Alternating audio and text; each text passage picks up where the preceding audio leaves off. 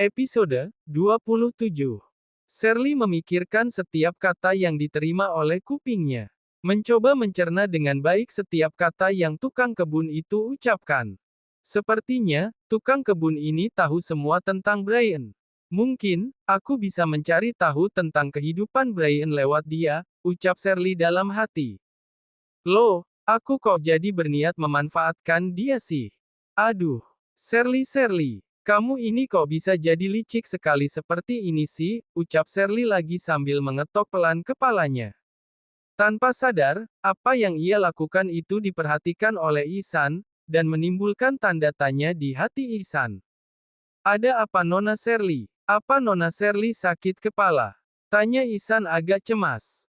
Oh, enggak sakit kepala kok. Shirley berucap agak gugup. Lalu, kenapa Nona Shirley memukul diri sendiri?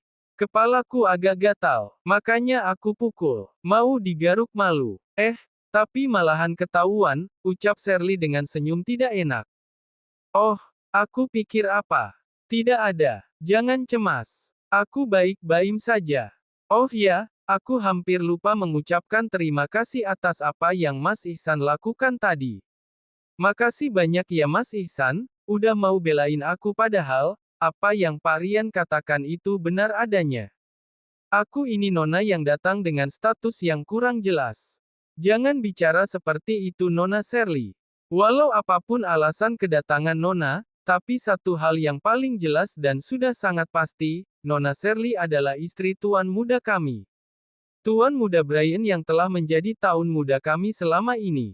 Kami wajib menghormati Nona layaknya kami menghormati Tuan Muda. Tapi, lain kali, Mas Ihsan tidak perlu melakukan hal itu pada pekerja yang lain. Aku jadi tidak enak hati menerima pembelaan yang menurutku sangat berlebihan seperti tadi. Karena aku datang, bukan bermaksud untuk merusak hubungan kalian semua. Nona Shirley tenang saja. Hubungan antara aku dan Mas Rian memang susah rusak sejak awal. Jadi, tidak akan ada hubungannya dengan aku yang membela Nona Shirley tadi. Maksud Mas Ihsan apa? Rusak bagaimana? Apa kalian saling kenal sebelumnya? Bukan hanya saling kenal Nona Shirley. Aku dan Mas Rian itu malahan bisa dikatakan besar sama-sama. Karena kami adalah saudara. Ya walaupun, aku terlahir dari ibu yang berbeda. Tapi tetap saja, kami dibesarkan di satu atap yang sama dengan ayah yang sama pula. Jadi, Pak Satpam itu sebenarnya kakak Mas Ihsan? Tanya Shirley memastikan. Lia, dia kakakku. Kakak yang tidak pernah menganggap aku ada tepatnya. Terdengar nada sedih di setiap kata yang Ihsan ucapkan barusan. Nada sedih itu bisa Shirley rasakan dengan jelas, karena dia juga mengalami hal yang sama. Apa yang aku katakan? Ihsan tiba-tiba sadar dengan perkataannya barusan. Ya Tuhan, maafkan saya Nona Shirley, saya tidak seharusnya bicara soal itu pada Nona Shirley. Bukankah, kita datang ke sini untuk menghibur hati Nona Shirley? Ihsan berusaha mengubah suasana sedih yang tanpa sengaja ia ciptakan. Tidak masalah, Mas Ihsan. Aku tidak keberatan mendengarkan cerita dari Mas Ihsan. Tentunya, jika Mas Ihsan bersedia menceritakan cerita itu padaku. Karena sebenarnya, kita punya nasib dan jalan cerita yang hampir sama. Maksud Nona Shirley, Nona juga punya kakak tiri, iya. Ihsan terlihat antusias bertanya. Shirley mengangguk. Aku punya adik tiri tepatnya. Tapi, jalan cerita kita emang hampir sama. Tidak dianggap ada dan malahan, disiksa dengan cara licik oleh. Kenapa kita malah jadi saling curhat seperti ini? Tanya Shirley menyadari, hal itu tidak bisa ia ceritakan dengan teman baru seperti Ihsan. Gak apa-apa Nona Shirley. Jika Nona Shirley ingin bercerita, maka saya akan mendengarkan cerita Nona dengan seksama. Tentunya, jika Nona ingin mendengarkan, itu kata-kataku. Kenapa kamu mengkopinya? Tanya Shirley sambil tersenyum. Mereka berdua pun akhirnya sama-sama tersenyum lepas.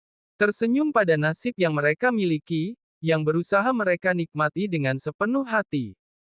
Brian yang berada di kamarnya, memperhatikan dengan seksama apa yang Shirley dan Ihsan lakukan dari jendela kaca kamar tersebut. Pemandangan dari jendela kaca kamar itu memang langsung menghadap belakang villa. Sehingga, Brian dengan mudah menikmati pemandangan jika ia inginkan.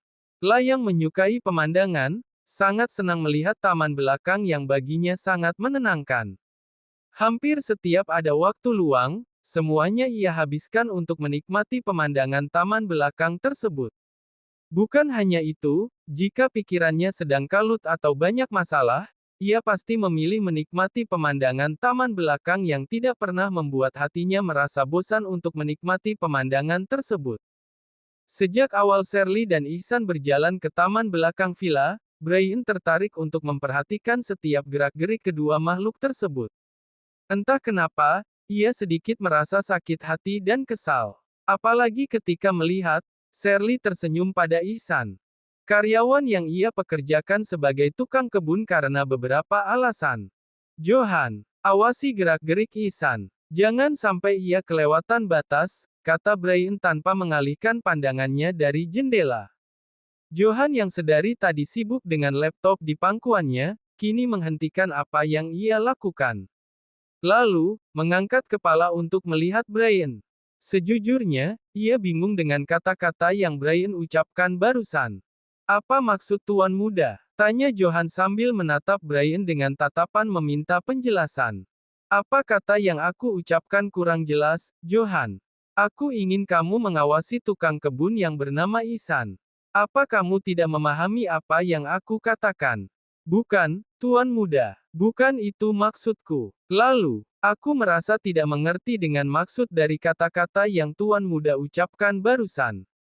Kenapa aku harus mengawasi tukang kebun? Apakah ada yang mencurigakan dari seorang tukang kebun? Apa dia? Bisakah kamu langsung mengerjakan apa yang aku katakan tanpa harus banyak bicara dan menghujani aku dengan banyak pertanyaan? Atau, kamu bosan bekerja denganku? Ya Tuhan, haruskah kamu terlihat kesal seperti itu padaku, Tuan Muda? Bukankah aku hanya bertanya saja? Brian merasa semakin kesal dengan sikap dan kata-kata yang Johan ucapkan, lapun memalingkan wajahnya ke arah Johan yang masih duduk manis dengan laptop di pangkuan. Tatapan tajam ia berikan pada Johan. Membuat Johan merasa ngeri dengan tatapan tajam itu. Baiklah, aku tidak akan bertanya lagi.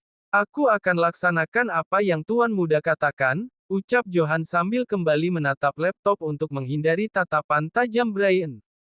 Bersambung.